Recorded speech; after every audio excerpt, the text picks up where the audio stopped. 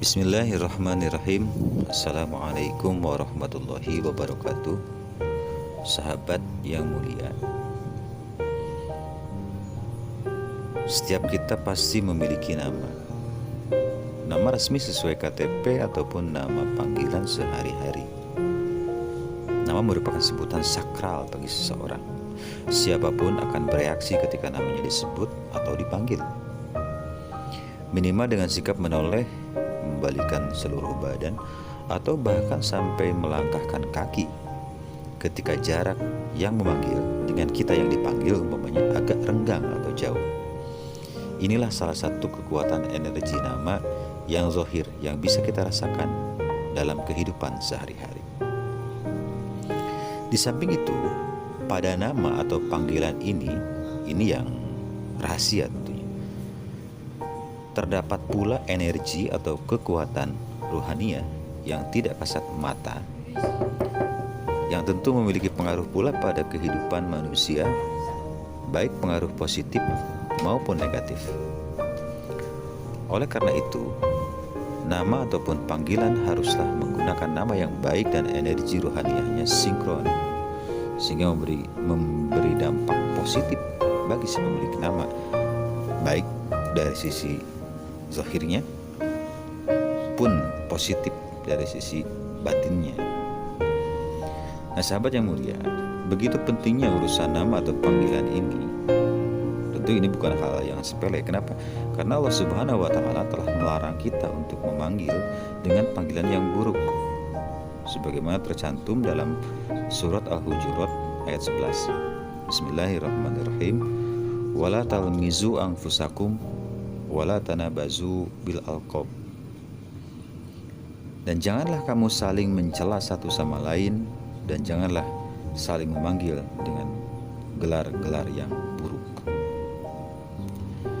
Sahabat, pada dasarnya semua nama itu baik, ya, semua nama baik, kecuali nama yang memang sudah melekat keburukan padanya, seperti umpamanya nama syaitan, iblis, nama jahanam, Jahim, atau Firaun umpamanya, atau Korun dan sebagainya.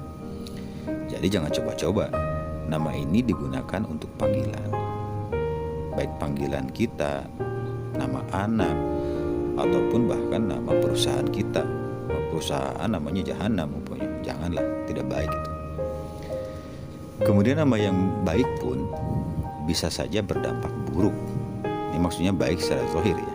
Bisa saja berdampak buruk jika bersanding atau berpasangan dengan nama yang kurang tepat atau tidak cocok energi ruhaniatnya, baik sebagai pasangan suami, istri, koalisi politik, ataupun partner bisnis.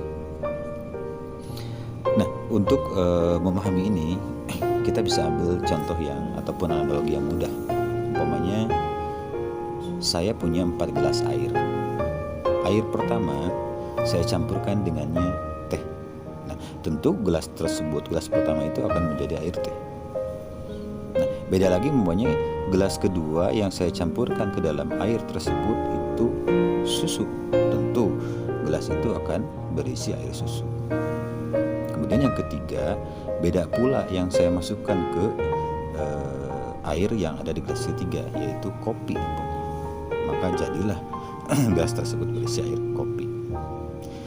Tentu semua jenis minuman ini, dari ketiga, air teh, air susu, air kopi, ini enak dan aman dikonsumsi serta berkhasiat bagus buat tubuh tentunya.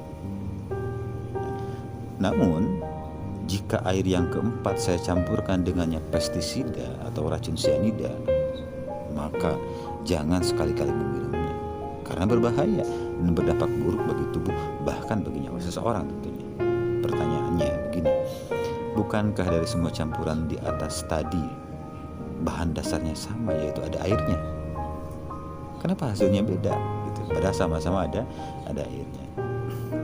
Nah, beginilah, bahwa ketika campuran suatu bahan yang dipadukan dengannya berbeda, maka akan menghasilkan hasil akhir yang berbeda.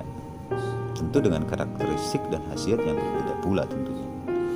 Nah, begitulah segala sesuatu Allah Subhanahu wa Ta'ala telah ciptakan dengan ukurannya masing-masing.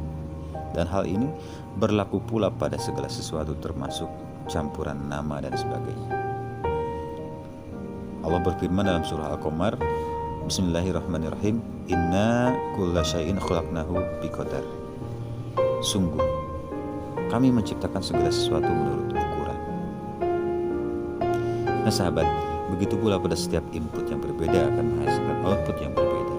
Hingga ada sebuah kaidah yang mengatakan, idza taghayyarul ahwal tataghayyarul ahkam. Jika suatu keadaan telah berubah, maka akan berubah pula hukumnya.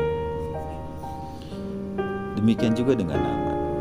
Sebuah nama punya energi dan ciri khasnya sendiri-sendiri, serta memiliki potensi yang berbeda dengan nama yang lainnya.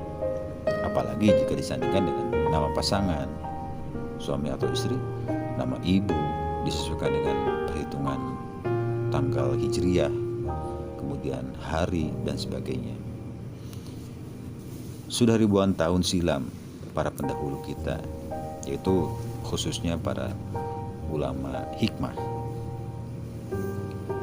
itu sudah menggunakan ilmu pendekatan perhitungan ini yang disebut ilmu hisabiyah atau ilmu falak, untuk menemukan hal penting dalam segala aspek kehidupan manusia dengan menggunakan hitungan nama, dengan menggunakan abjad hawas. Apakah ini hal baru? Tentu ini bukan hal baru. Kita bisa mengambil pelajaran. Kita bisa mengambil pelajaran ataupun ibroh pada nama-nama tokoh yang disebut dalam Al-Quran maupun Al-Hadis. Bagaimana Allah Subhanahu wa Ta'ala memadukan Musa dan Harun sebagai pasangan atau partner yang baik dan cocok. Kemudian kecocokan pasangan suami istri antara Adam dan Hawa. Ataupun sebaliknya, Allah Subhanahu wa Ta'ala memperlihatkan pada kita bagaimana akibat dari pasangan yang tidak cocok, seperti pasangan kepemimpinan Firaun dan Haman, atau tidak harmonisnya pasangan Firaun dan Asia, istrinya. Ini bisa kita deteksi dengan menggunakan metodologi ilmu hisab abjad hawas. Wallahu a'lam bishawab.